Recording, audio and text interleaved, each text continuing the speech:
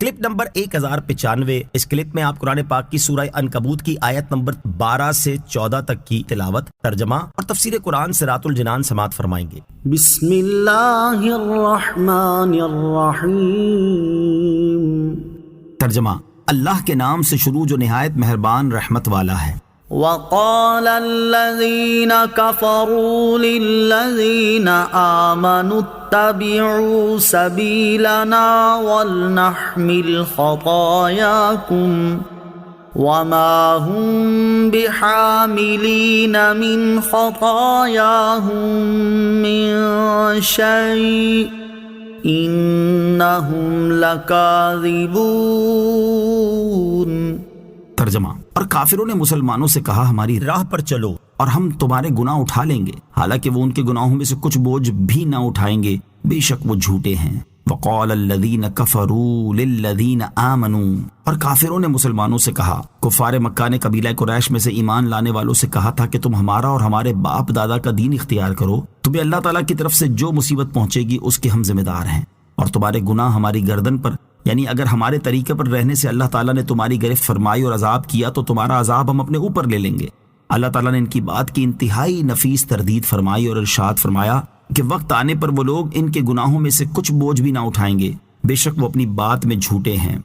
وَلَا يَحْمِلُنَّ أَثْقَالَهُمْ وَأَثْقَالًا مَعَ أَثْقَالِهِمْ وَلَا يُسْأَلُنَّ يَوْمَ الْقِيَامَةِ عَمَّا كَانُوا يَفْتَرُونَ۔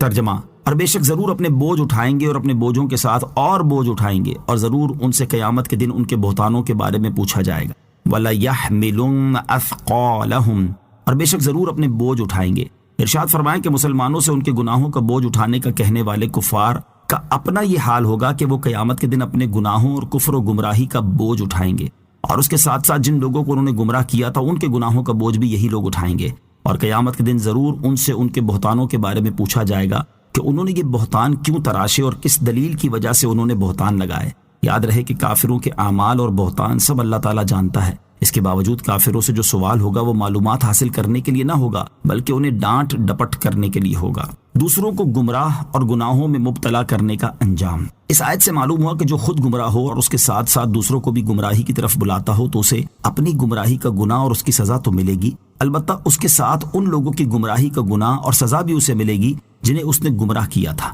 اور گمراہ ہونے والوں کے اپنے گناہ میں بھی کوئی کمی نہ ہوگی۔ حضرت جریر رضی اللہ تعالیٰ عنہ سے روایت ہے، تاجدار رسالت صلی اللہ تعالیٰ علیہ وسلم نے ارشاد فرمایا، جو کوئی اسلام میں اچھا طریقہ جاری کرے اس کو اس کا ثواب ملے گا، اور اس کا بھی جو اس کے بعد اس پر عمل کریں گے، اور ان عمل کرنے والوں کے اپنے ثواب میں بھی کمی نہ ہوگی، اور جو شخص اسلام میں برا طریقہ جاری کرے اس پر اس کا گناہ ہوگا اور ان کا بھی جو اس کے بعد اس پر عمل کریں، اور ان عمل کرنے والوں کے اپنے گناہ میں بھی کچھ کمی نہ آئے گی۔ اس سے ان لوگوں کو عبرت اور نصیحت حاصل کرنے کی بڑی ضرورت ہے جو اپنے ساتھ ساتھ دوسروں کو بھی گناہوں میں مبتلا ہونے کے مواقع فراہم کرتے اور انہیں طرح طرح کے دنیاوی منافع اور فوائد بتا کر گناہوں کی ترغیب دیتے ہیں۔ اللہ تعالیٰ انہیں ہدایت اور عقل سلیم عطا فرمائے، آمین۔ وَلَقَدْ أَرْسَلْنَا نُوحًا إِلَىٰ قَوْمِهِ فَلَبِثَ فِيهِمْ أَلْفَ سَنَةٍ إِلَّا 50 عَامًا فَأَخَذَهُمُ الطُّوفَانُ وَهُمْ ظَالِمُونَ۔ ترجمہ: اور بے شک ہم نے نوح کو اس کی قوم کی طرف بھیجا تو وہ ان میں 50 سال کم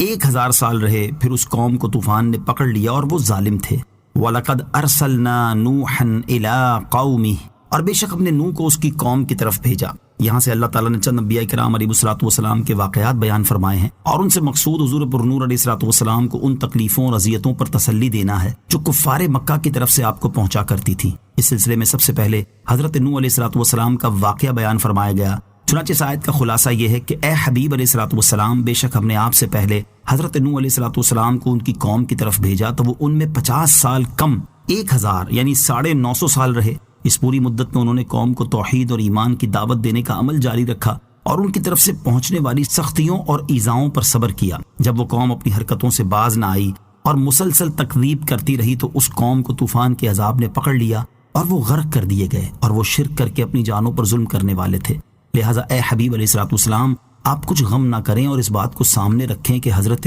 نوح نے 950 برس تک تبلیغ فرمائی، لیکن اس طویل مدت میں ان کی قوم کے بہت کم لوگ ایمان لائے، جبکہ اللہ تعالیٰ کے فضل سے آپ کی کم مدت کی دعوت سے لوگوں کی ایک کثیر تعداد ایمان سے مشرف ہو چکی۔